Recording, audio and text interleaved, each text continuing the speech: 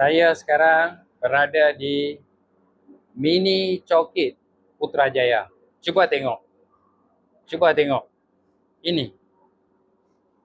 Ini keadaan ni, tengok lantai dia, foto penuh dengan najis tikus. Najis tikus. Tengok dalam ni. Sarang tikus. Sarang tikus terbesar di Putrajaya. Ni tengok. Tengok dalam ni. Ni semua ni najis dia. Najis tikus. Tengok sini.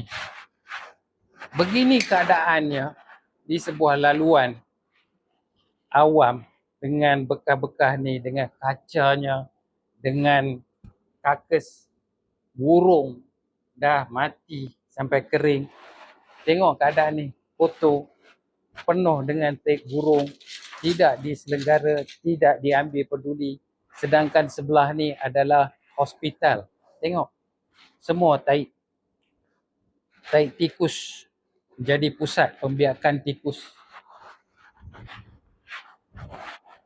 Tengok, tong sampah bekas ni, entah siapa punya, tak ada tuan, semua bertaburan. Ni ada tempat persidangan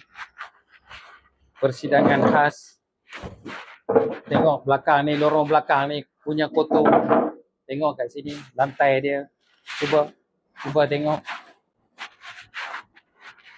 Siap, ada bar counter. Ada bar counter lagi kat sini. Tengok. Tengok sini. Dan ini tak boleh diterima di Putrajaya. Tengok.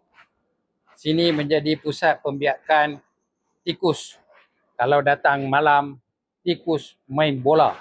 Boleh main bola kat sini. Kalau tak percaya, datang malam dan tengok. Tengok sini.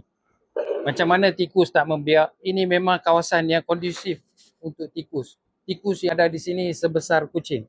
Kucing tengok tikus tak berani usik. Punyalah teruk.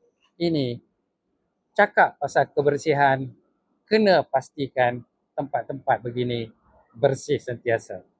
Wallahi astagfirullah.